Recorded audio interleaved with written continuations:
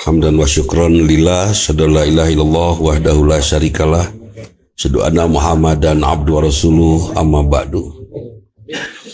Sahabat, banyak orang yang bertanya kepada saya tentang tobat. Tobat sepertinya sesuatu yang menjadi satu-satunya jalan untuk keluar dari dosa yang pernah dilakukan. Padahal ketika kita tahu bahwa itu dosa kemudian kita berhenti, itu sudah tobat. Istighfar saja sudah cukup. Tapi dosanya gede banget Ustaz. Ya, buat Allah bahkan dosa memenuhi lautan pun kalau dia sudah beristighfar dan berubah, itu sudah selesai urusannya. Istighfar, perbanyak berbuat baik, dan jangan menyimpan lagi Tuhan yang lain di dalam hati. Termasuk Tuhan-Tuhan kesenangan ya. Kalau saya seneng nonton film, tuh ayo nonton. Itu ada Tuhan lain itu di dalam hati. Sampai mengecilkan kewajiban. Nah, jadi apa Allah ajakan Allah kepada kita? Wasyari'u ila magfiratin mir rabbikum. Bersegeralah mendapatkan ampunan dari Allah. Ya udah, segera saja mendapatkan ampunan dari Allah. Istighfar. Kira-kira Allah mengampuni kita enggak ya? Istighfar yang tataran awal ya sudah, istighfar berhenti dari perbuatan salah. Istighfar yang luar biasa itu kalau sudah istighfar berhenti dari perbuatan salah, kemudian mengerti betul bahwa kesalahan itu memiliki akibat yang sangat buruk bagi kehidupan.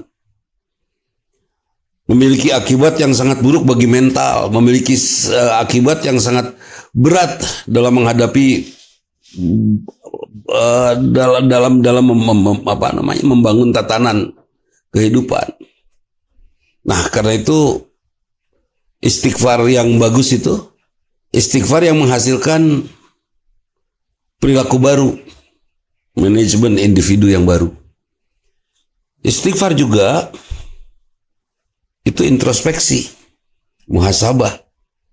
Tidak bisa kita nyebut sudah istighfar, tapi kita tidak tahu apa salahnya. Dari istighfar itu justru kita jadi tahu salah kita.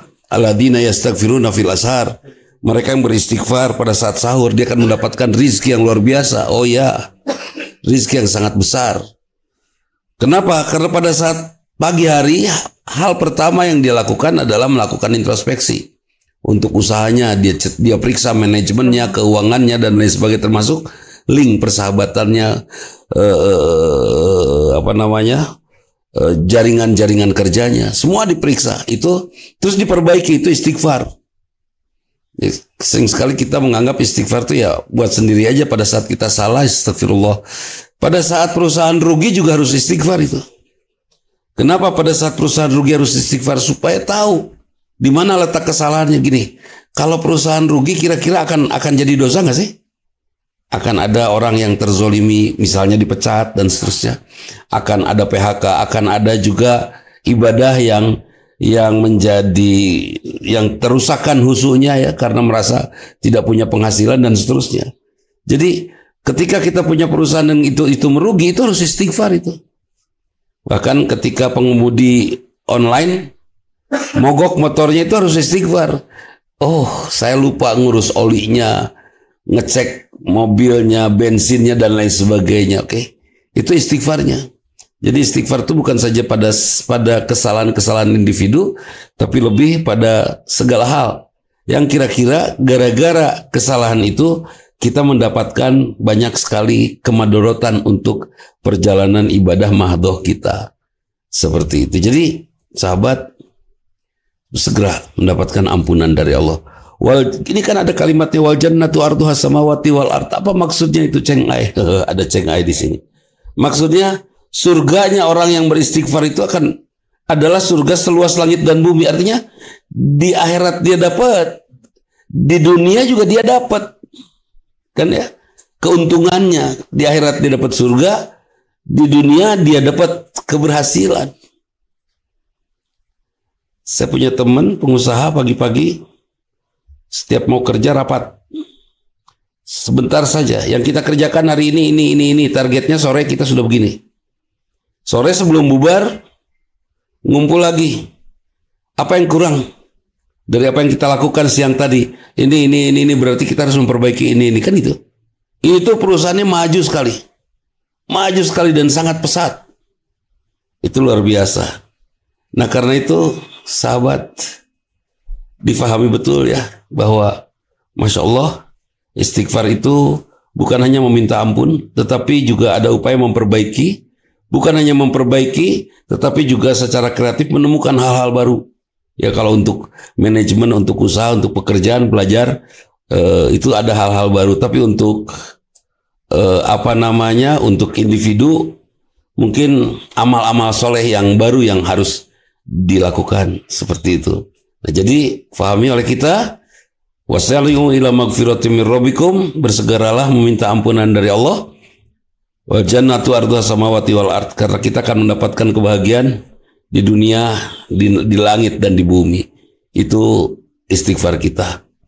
Tentang ampunan dari Allah, jangan pernah ragu-ragu kepada Allah, karena Allah akan mengampuni kita. Innal hasanata tudhibna sayyi'at.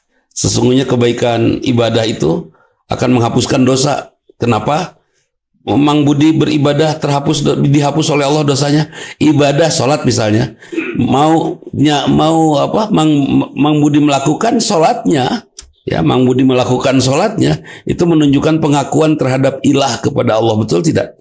Dan untuk ngaku ilah ke Allah memberi moal sholat teh kan itu ya.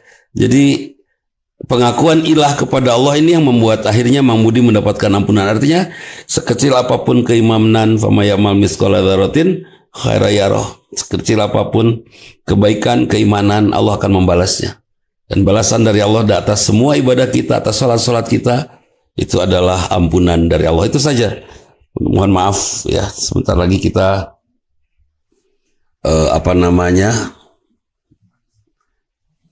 masuk kepada episode berikutnya ya. Kalau di Instagram saya itu ada nanti bersama HDCI ya.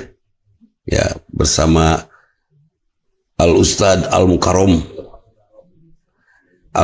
Al-Kabir Al-Pukat At-Ceng Idris. Nah, insya Allah. Itu saja. Assalamualaikum warahmatullahi wabarakatuh.